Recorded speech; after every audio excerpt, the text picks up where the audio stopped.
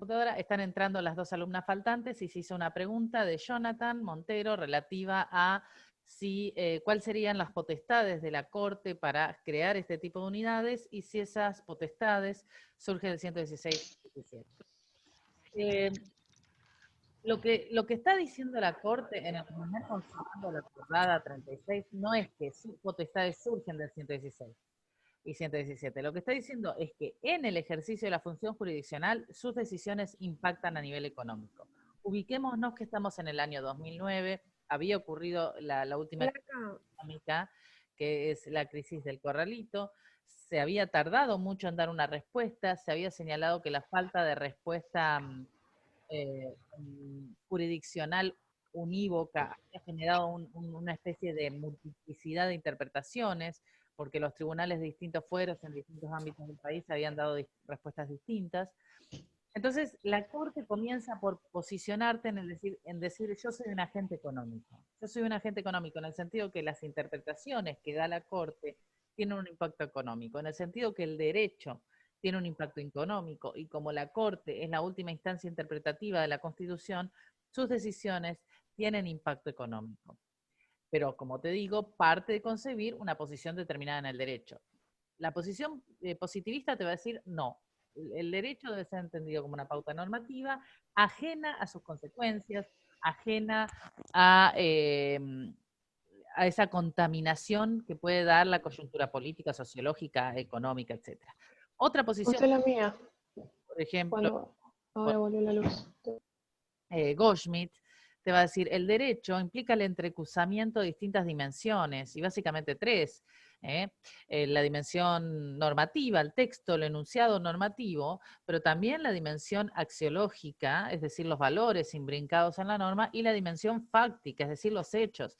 Entonces, el derecho, para ser comprendido, implica la lectura de las tres dimensiones. Y bueno, esas quizás son las dos posiciones más marcadas en cuanto a la diferencia, ¿sí? Si te atás a una estructura positivista o si te atás a una estructura trialista. La Claro, ahí vendría el fallo Sagridib, que justamente lo que hace es salirse del positivismo. Exacto, y se quiebra y te dice, no puede haber una lectura exegética de la ley, una lectura atada de la ley. Esto tiene que ver con la discusión de qué entendemos por derecho, qué entendemos por el intérprete y cómo debe ser el intérprete para ser fiel a la ley. Esa es una decisión tuya que vos vas a poder adaptar en base a tu formación filosófica y nosotros como docentes, como universidad, no podemos condicionar esa decisión. Lo que sí podemos es colaborar en darte herramientas para comprender lo que esa decisión implica a nivel sistémico, o sea, cuál es el costo de una decisión positivista, cuál es el costo de una decisión, por ejemplo, trialista, y cuáles son los beneficios, y construir en base a herramientas. A mí me parece que la posición que cada uno tenga, lo mismo desde el punto de vista axiológico, no puede ser condicionado por la entidad universitaria en absoluto. Sí se puede explicar cuáles son las fórmulas compatibles con el texto constitucional.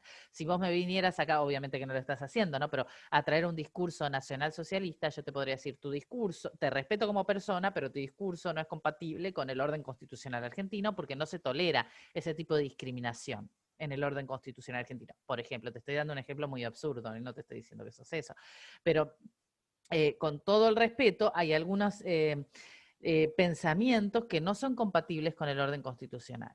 Ahora, una posición positivista o no, va a depender de vos. Lo que sí te puedo señalar es que no era la que la Corte tenía en el dictado de la acordada de 2009, pero no solamente en el dictado de la acordada de 2009, en las series de jurisprudencias que se van dictando con anterioridad y consecuentemente con ella.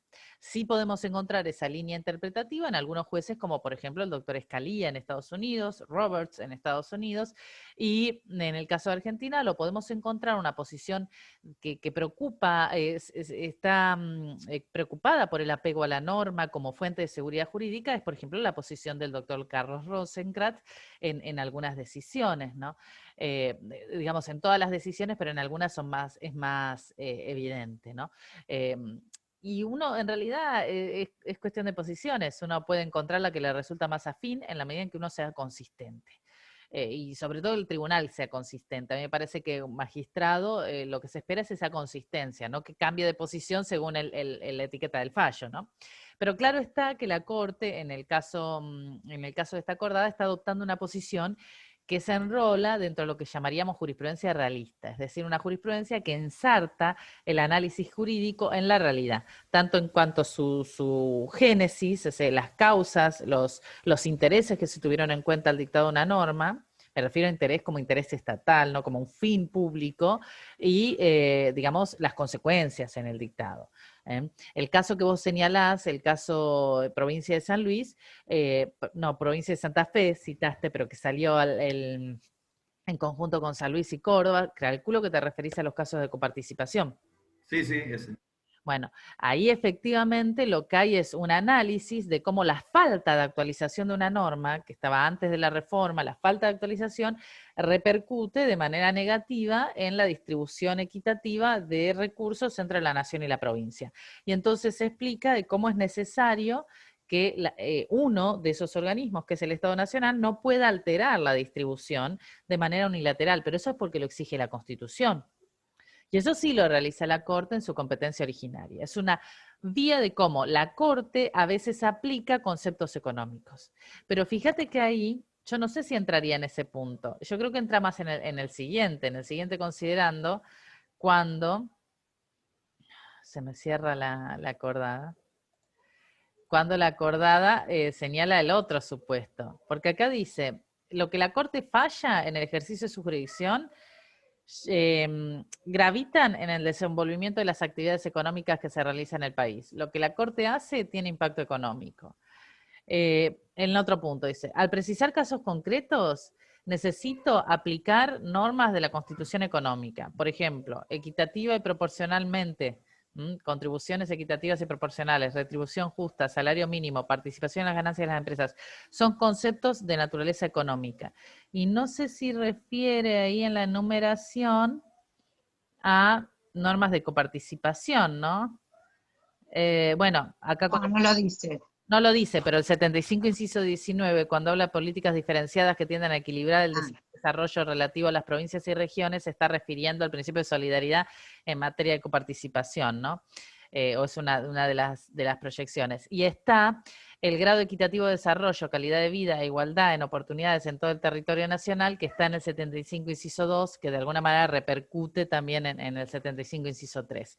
Entonces, están esos aspectos de equitativo, que son conceptos de naturaleza económica que se proyectan en todas las instituciones, pero por ejemplo también en coparticipación.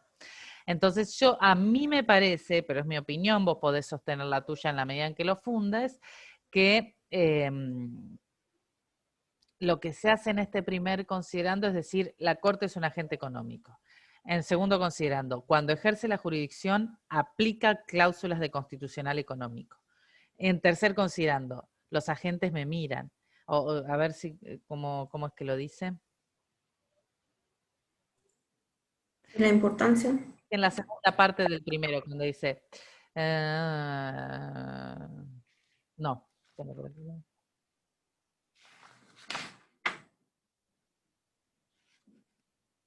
O sea, la Corte adopta decisiones que tienen impacto económico, ¿no? Tengo que aplicar estas cláusulas que tienen contenido económico.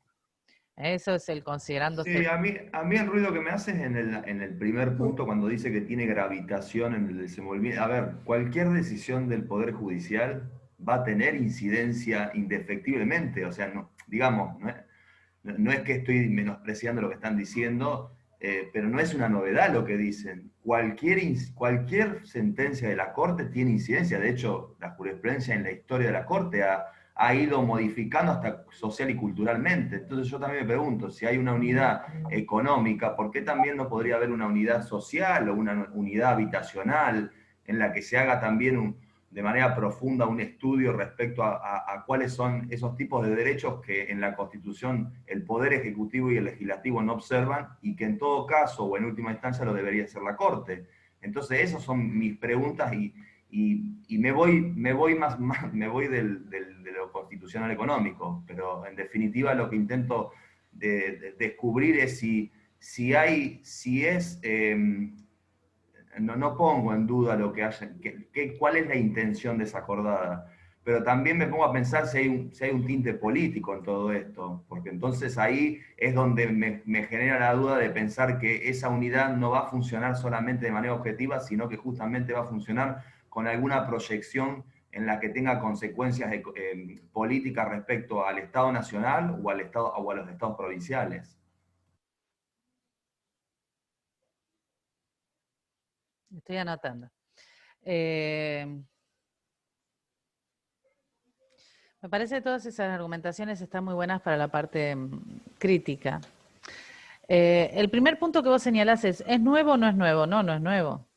Pero la Corte no está diciendo, descubrí el huevo de la serpiente. O sea, no está diciendo, acá está la octava maravilla. Está haciendo una descripción. Las decisiones del tribunal en el campo 116, 117 tienen injerencia económica, como vos dirías, tienen injerencia política, tienen injerencia sociológica, sin duda. A partir de ahí construye una decisión.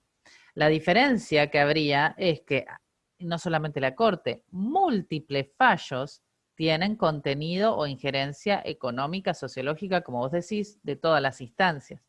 Piensa en uno de los fallos que a mí me parece que tiene mayor impacto sociológico y que parte de muchos datos sociológicos es el caso Arriola, sobre tenencia de estupefacientes para consumo personal.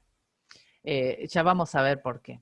Entonces, una cosa es describir, los fallos de la Corte tienen injerencia económica.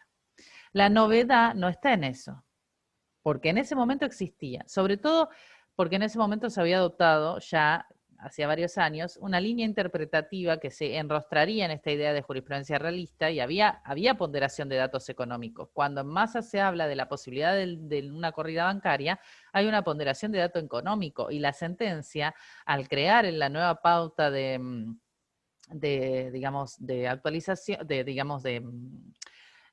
de cuantitativamente determinar la equiparidad, o sea, el valor de los pesos que deben devolverse por los dólares depositados, lo que está es procurando construir un nuevo estándar que vaya a traer tranquilidad a los mercados. Eso está íncito en el caso Massa. ¿Cuál es la diferencia antes y después de la acordada? Porque eso es una descripción, el tema es qué se hace después. ¿Cuál sería la diferencia entre la jurisprudencia anterior y posterior de la acordada frente a esa realidad? ¿A alguien se le ocurre? ¿Me escuchan bien? Bien. Sí. ¿Qué habría de diferente? Pensemos este punto. Antes del corralito, el que puso dólar valía $1 un peso. Después del corralito, le querían devolver $1 más el SER, el índice de estabilización, no me acuerdo cómo se llamaba, pero el SER. Y el dólar estaba muchísimo más alto. 1.40 se le devolvía. Con el índice, ya ahora No, uno Más el índice. sí. Y después la Corte establece un plus más, ¿no? Pero tenemos el valor 1 a 1 que había sido depositado, el valor 1.40 más índice y el valor en negro que era muchísimo más. Después cuando se dicta Massa, creo que era 4, una cosa así, o un poquito menos, pero hubo un momento que era mucho más alto, ¿no? ¿Qué valor debía otorgársele a esos dólares depositados? Por ejemplo, Jonathan, si yo te digo a vos, ¿cuál hubiese sido el valor que le hubieses otorgado? Y en realidad, digamos, el dólar oficial. Vos subía, pero el dólar... Al tipo de cambio oficial.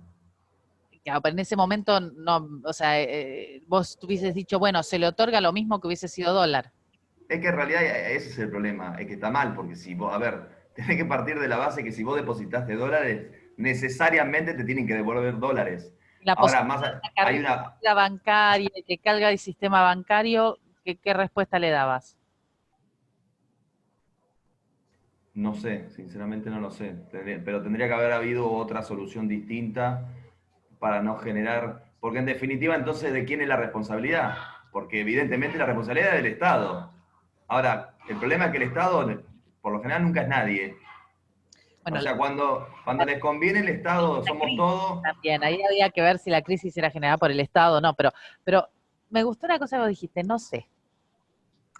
Y ahí es donde entra, creo que también que la Corte tiene una función política, social y económica para poder solucionar en ciertas condiciones Sí, que evidentemente. ameritan.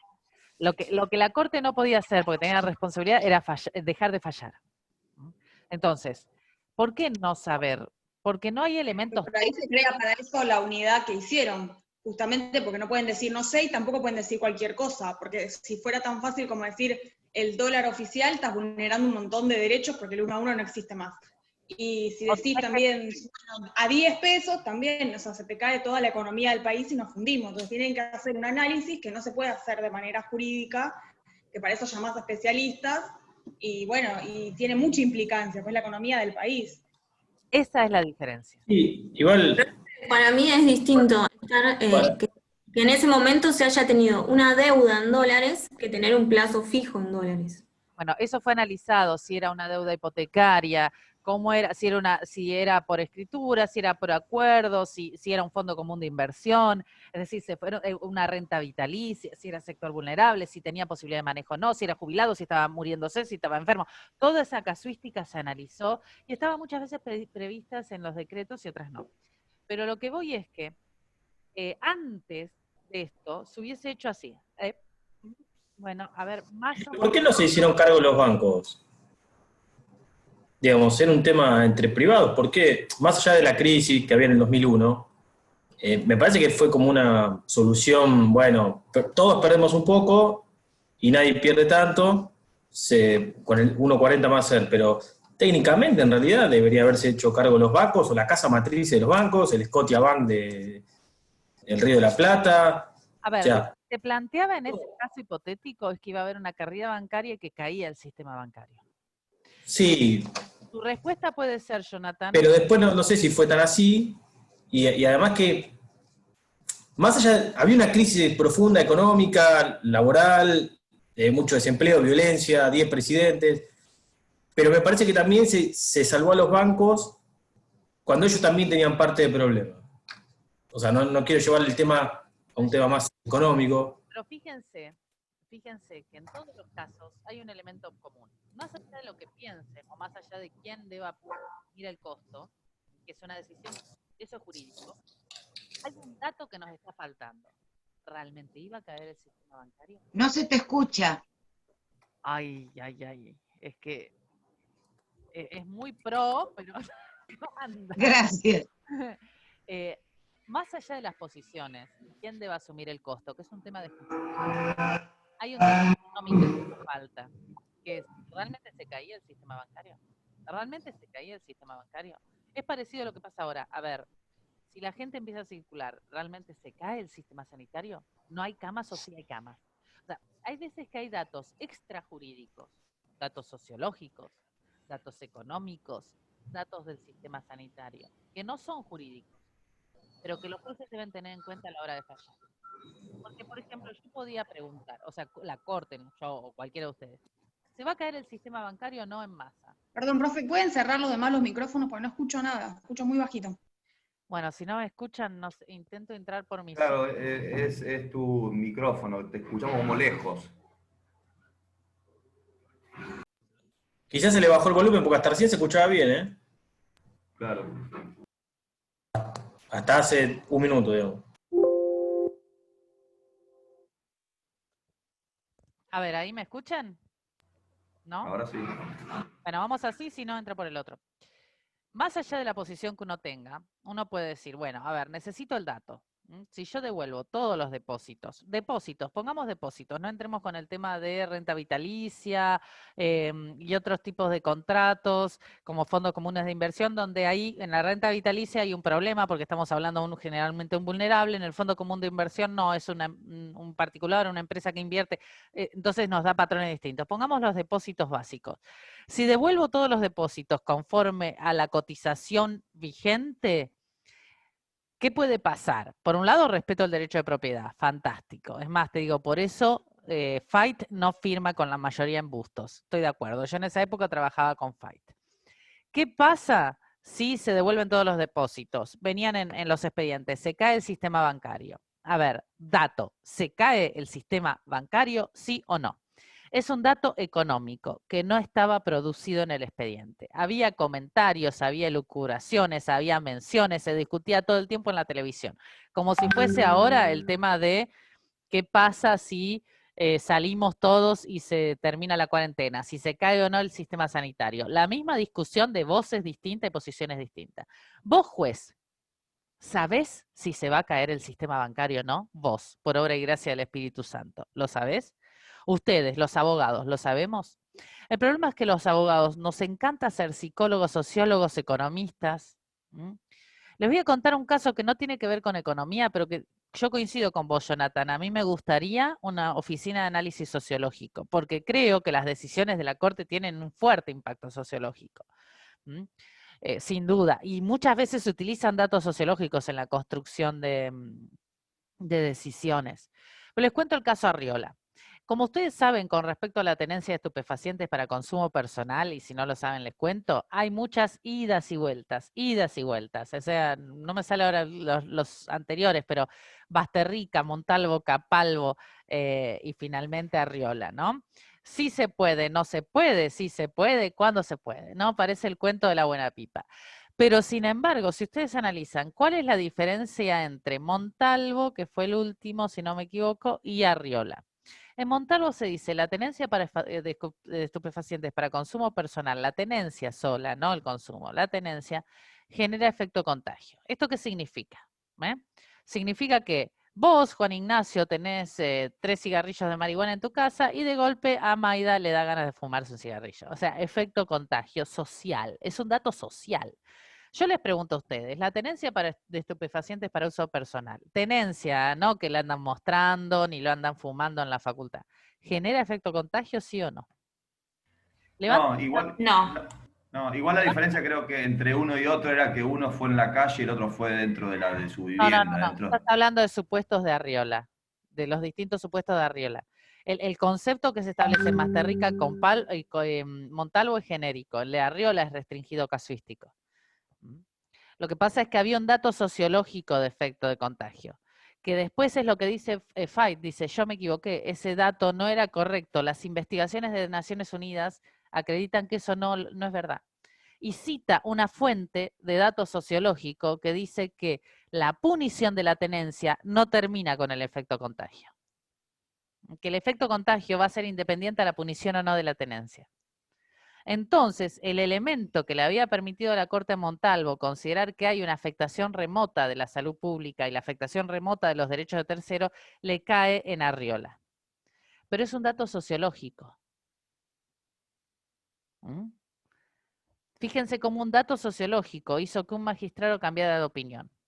Y nosotros como Claro, primero era el derecho a la libertad o la intimidad y después la salud pública.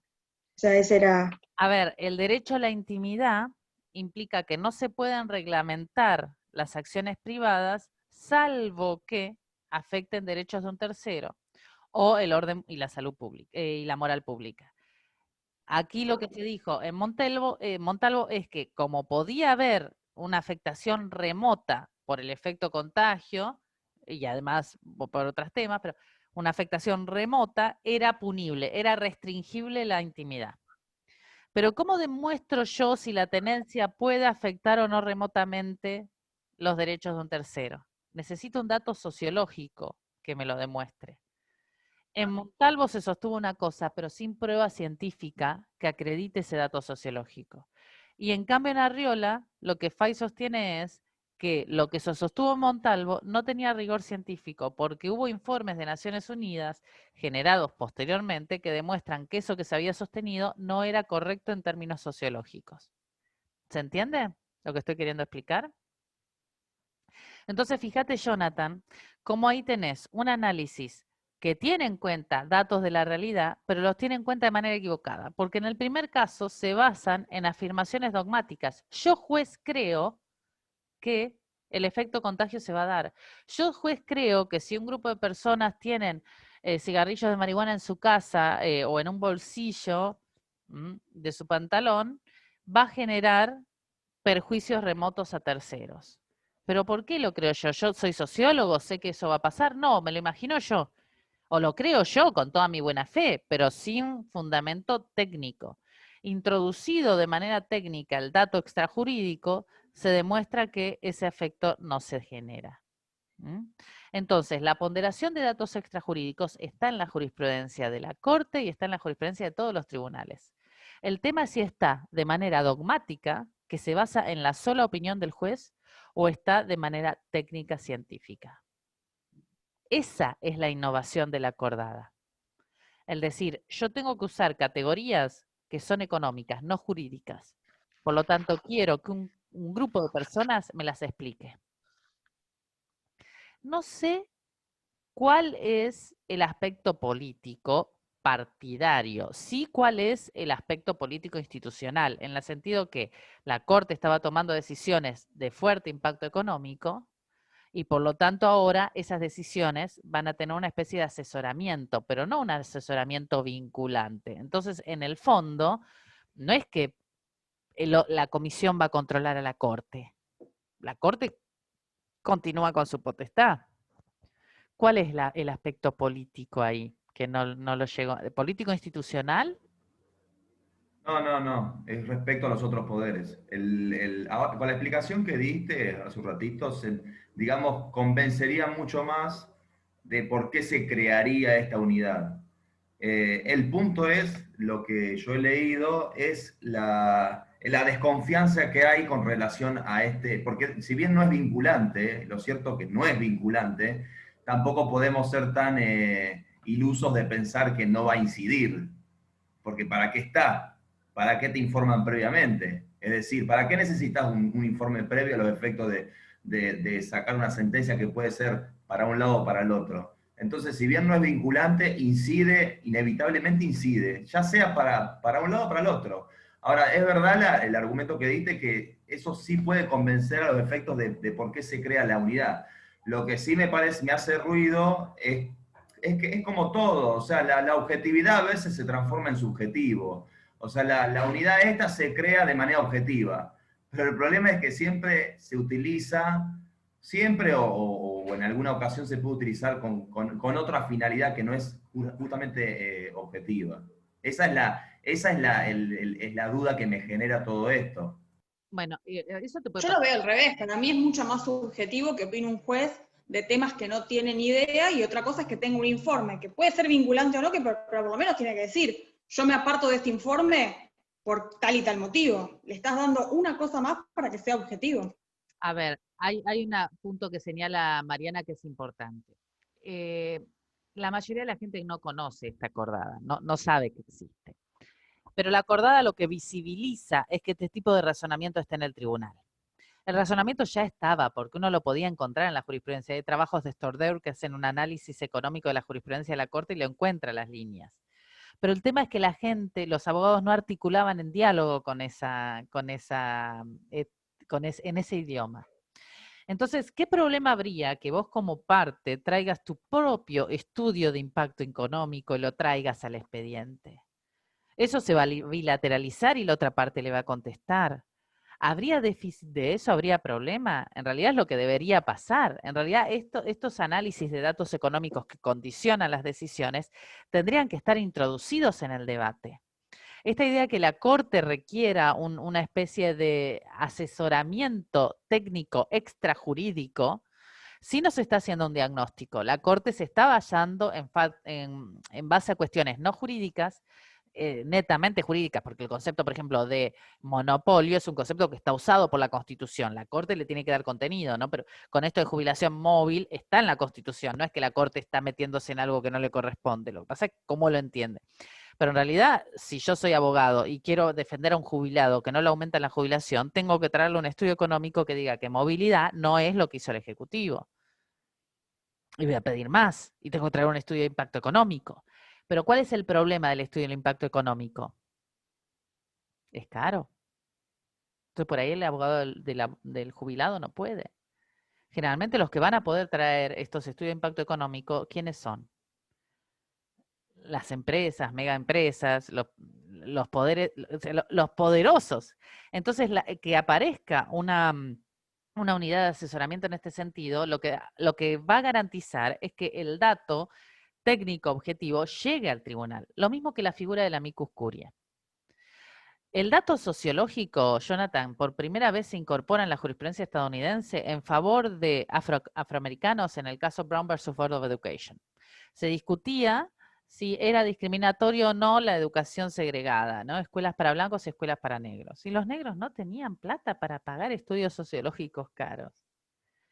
Si no, Eso, perdón, te iba a preguntar, ¿cuál era la diferencia entre los amigos de la Corte y esta unidad?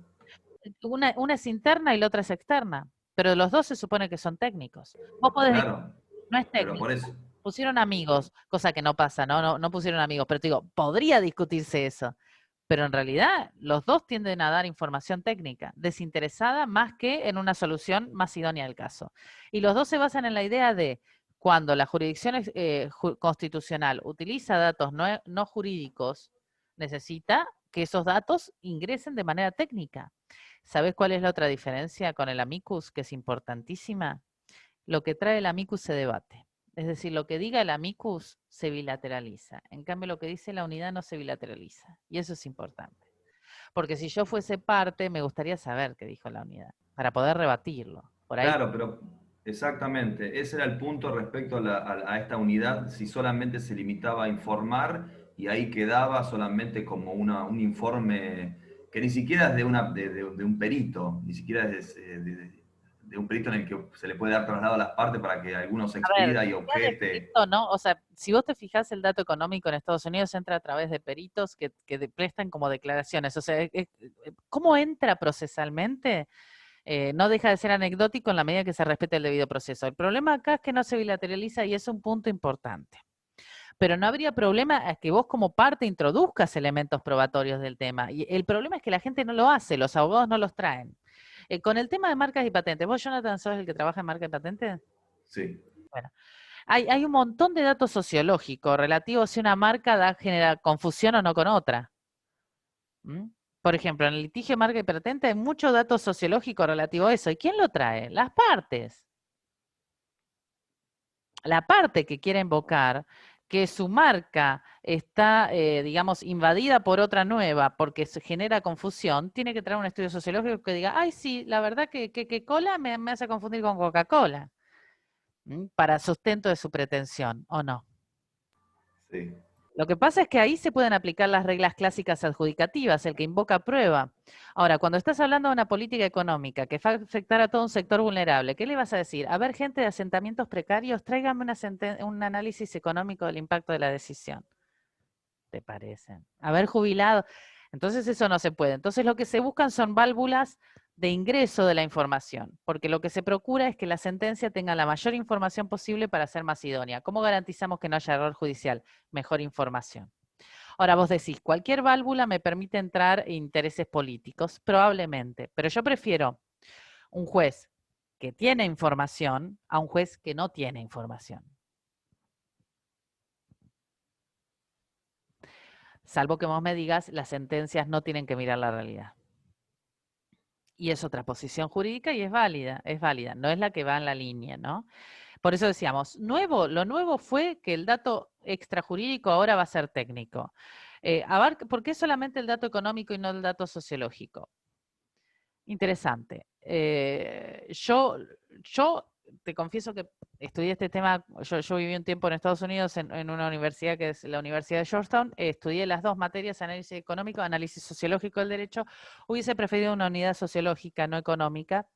Creo que nos pasa porque no tenemos escuela sólida, consolidada. Me matan algunos profesores de sociología jurídica muy buenas que hay, pero creo que no era tan fluido. Se había dado con el hecho de que algunos de los miembros de la corte de ese momento tenían una fuerte base de derecho privado, como por ejemplo Lorenzetti, y habían escrito sobre análisis económico del derecho. Entonces, quizás se dio por esa situación, conocían la materia y entonces se dio que se probara como primera referencia ese punto. ¿Me esperan un segundo que me están llamando del tribunal y puede ser algo urgente? Sí. Voy a tener que cortar bueno, tenemos unos minutos más. Porque me están convocando, saben que estamos con un par de causas complicadas, ¿no? Urgentes. Y me acaban de avisar que tengo que hacer Zoom a las 18 horas. Así que cerramos un poquito esto y les pido mil disculpas. ¿eh? Pero acabo de recibir el mensaje. Una consulta. Sí. ¿Por qué Zaffaroni no firma? Me parece que porque el análisis económico fue generalmente vinculado a una posición que se denomina consecuencialista y se temió que la unidad tenga un impacto monetarista, es decir, plata. Y no, el análisis económico tiene en cuenta las consecuencias, no solamente de plata, sino a futuro, como el caso, por ejemplo, Zaguirre-Dib, donde se postulaban las consecuencias a futuro de la decisión. ¿Mm? Entonces, me parece que va por ese lado. Hay como un fantasma en torno al análisis económico de si es consecuencialista, si es someter una decisión al peso de sus consecuencias. Y esto no sería utilitarismo. ¿Se entiende lo que te estoy queriendo decir? A mí me parece que ponderar las consecuencias es útil en la medida en que se subordina al valor justicia, no al valor eficiencia todo, como si lo único importante fuera lo eficiente. ¿Mm? Sí, y en realidad, fíjate, por eso yo les dije la importancia de ver que el fallo citario de Zaguirre-Dib, ¿no? Que no es un fallo monetario. Sin duda la unidad va a tener injerencia fuerte en aquellas decisiones que tienen una fuerte connotación económica, como sería esto de coparticipación, sentencias que hablamos de 50 millones de pesos. Es importante tener en cuenta que no estamos hablando de un valor menor y que puede poner en jaque, por ejemplo, una provincia. Hay provincias que sacarle del presupuesto 50 millones de pesos es, o sea, no pueden pagar sueldos. Vos Claro, decís, la otra pregunta que te iba a hacer era con relación a esta unidad, ¿cuál era el alcance? O sea, es un alcance no es vinculante, global directamente. no es vinculante.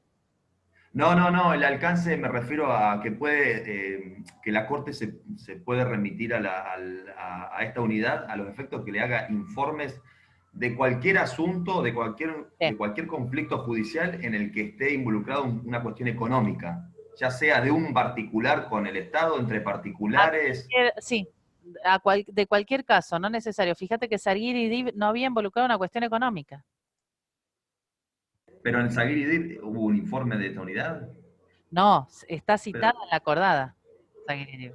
no, bueno, está bien, pero por eso digo, a lo que me refiero es que después de la acordada, la Corte le pide un informe a esta unidad para cualquier asunto, no es que tiene una limitación sobre determinados conflictos judiciales. Puede ser para cualquiera que, según la Corte, necesite ese tipo de perspectiva. Lo Ok, pide un secretario o lo pide un ministro. claro. Del mismo modo me ponía a pensar también en una unidad, ya sea económica, pero hasta también de consumidores, que es algo que está hoy en boga y que de hecho Lorenzetti, cuando redactan el proyecto del código, fue uno de los propulsores respecto a los derechos de los consumidores. Con lo cual, De hecho es anterior al código. O sea, la ley 24240 es del 93 y ahí ya se planteaba análisis económico del derecho. Pero es muy Profe, interesante. ¿puedo hacer una pregunta? A Sí. ver si estoy entendiendo, porque, o sea, todo esto lo que estamos hablando es más que nada para ver el enfoque de interpretación que va teniendo la Corte, ¿no? Por ejemplo, no sé, que puede ser un enfoque material, un enfoque originalista, o bueno, como en este caso, que puede ser un enfoque realista, el que está teniendo con la acordada. No es solamente para ver Que lo que busca es que la solución del conflicto de intereses tenga en cuenta necesidades de grupos distintos y de la sociedad en su conjunto con dimensiones económicas, políticas, éticas y culturales. Eso es una es de lo las que... variables. Eso es una de las consecuencias de esta acordada. Pero también otra consecuencia que tiene es que cuando vos litigues en jurisdicción constitucional o legal y pretendas ejecutar decisiones de la Constitución económica, por ejemplo, cápsulas que trato equitativo al consumidor, por ejemplo, o protección en la cadena de consumo al consumidor, o leyes de coparticipación, o no sé, el concepto de propiedad, introduzcas en tu argumentación elementos y conceptos económicos técnicos, porque ese es el lenguaje que está hablando hoy la Corte. Y como nosotros vamos a utilizar derecho constitucional económico, es importante que así lo hagamos. Por eso este es el Claro, trabajo número 1. perfecto. Les pido disculpas por tener que cortarles. No, les pido disculpas, son causas urgentes, me pasan varias veces y me excede totalmente de mi disponibilidad. Acabo de recibir el mensaje. Pero bueno, me parece que van bien orientados. Yo les puse la entrega del trabajo el lunes a las 18. ¿Mm? Vamos a reunirnos para los que tengan últimas dudas, así podemos conversar y ya lo tienen para mandar. Los que quieran mandarlo antes, lo mandan. Perdón, doctora, una cosita cortita. La clase pasada nos había dicho que nos iba a mandar un artículo suyo sobre este tema. Lo iba a mandar después. Ah, después del trabajo. Sí, le dije Ah, está bien. mandar antes, porque si se los mando antes, se los voy a resolver. Ah, perfecto, bueno. Hay Gracias. que critica y que elogia la acordada. ¿Puedo hacerle una consulta? Sí. Cuando dice identifique, solo menciono en qué parte, por ejemplo, se refiere a derecho constitucional económico, o si es análisis, Sí. o explico por qué un poco, por qué me parece que es análisis. No, sí, podés fundamentar, pero básicamente es indicar, no tienen que transcribir, eso es lo más importante. Ah, perfecto. Perdón, una consulta. En el caso de que esta unidad haya estado en los fallos más augustos y demás, ¿hubiese sido utilizada para fundamentar la decisión de la Corte o para explicar con más credibilidad, por así decirlo, el contexto que atravesaba el país en ese La momento? acordada se utiliza para interiorizarse de los conceptos económicos en juego. De hecho, por ejemplo, en el caso Bisotti, que no sé si es concomitante o posterior, la Corte dijo, la dignidad de la persona no está sometida al mercado. Que la acordada, esta decisión va a generar un fuerte impacto, por ejemplo, en la recaudación, no fue óbice a que en algunas decisiones se declarara la inconstitucionalidad del impuesto a la ganancia mínima presunta, por ejemplo, o se declarara la inconstitucionalidad de las potestades de AFIP de hacer el embargo extrajudicial. O sea, más allá de que la acordada dijo y la comisión dijo, cuidado, que el impacto económico va a ser grande, la Corte igualmente ejerció su control de constitucionalidad. El único detalle es que no corrió traslado, es que no lo hizo plasmándolo en el proceso. Pero en absoluto implica expropiar la potestad de decisión de la Corte y tampoco eso pasó. Se dictaron decisiones con fuerte impacto económico, incluso afectando la renta pública, cuando era la Constitución lo que estaba en juego. ¿Bien? Perdón, hago una última pregunta. El pedido de informe, perdón, pero el pedido de informe se hace dentro del expediente o fuera del expediente. No queda constancia en el expediente. Hermoso, listo, gracias. Pero bueno, podés criticar eso y no el resto, o todo. La libertad es libre, como diría. Bueno, les pido disculpas, voy a ver de qué me están pidiendo.